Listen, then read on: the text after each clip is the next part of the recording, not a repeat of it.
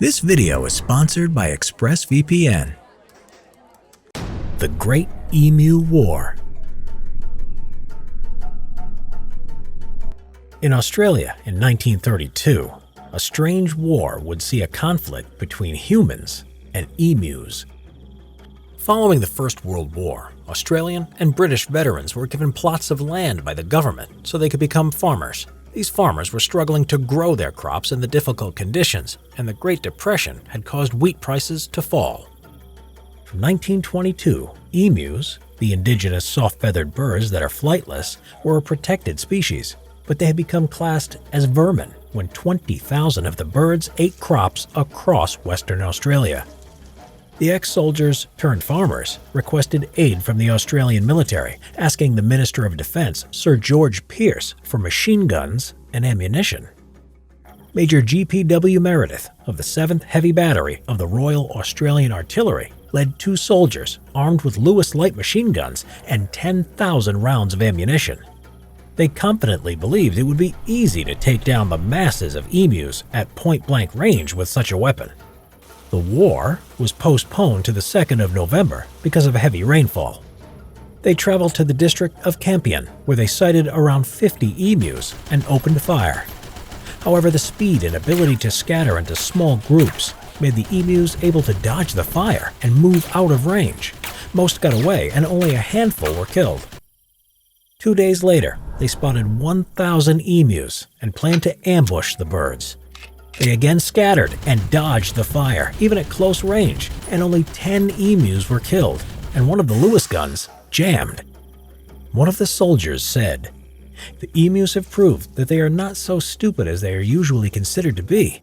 Each mob has its leader, always an enormous black plume bird standing fully 6 feet high, who keeps watch while his fellows busy themselves with the wheat. At the first suspicious sign, he gives the signal, and dozens of heads stretch up out of the crop. A few birds will take fright, starting a headlong stampede for the scrub, the leader always remaining until his followers have reached safety." The next tactic was to mount one of the Lewis guns on a truck. This failed too because the ride was bumpy and the emus were too fast, making accuracy impossible. The idea came to an end when a lone emu got caught in the steering wheel. On November 8th, after the negative media coverage at the humorous failure to cull the emus and discussion in the Australian House of Representatives, the group withdrew. They had used up 2,500 rounds of ammunition and killed just 200 emus. Major G.P.W. Meredith said in retrospect, "If we had a military division with the bullet-carrying capacity of these birds, it would face any army in the world. They can face machine guns with the invulnerability of tanks." A second attempt on the 12th of November was made after more emu attacks on crops.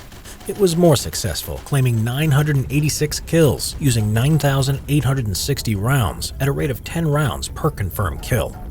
Given these poor efforts, in the end it was the emus that were victorious in the Great Emu War. It was only after the government introduced bounties on the emus in 1934 that the mass culling was effective. Today, emus are protected under the Environment Protection and Biodiversity Conservation Act of 1999. This video was made possible by Express VPN. Protect your private data better than those soldiers protected their crops from the emus with Express VPN.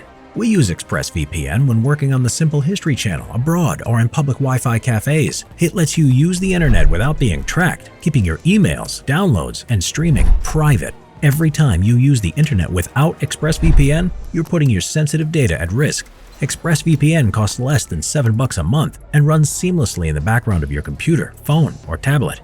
Take back your internet privacy today by getting ExpressVPN for free for 3 whole months. Go to expressvpn.com/simplehistory. That's expressvpn.com/simplehistory for 3 months free with a 1-year package. Visit expressvpn.com/simplehistory to learn more.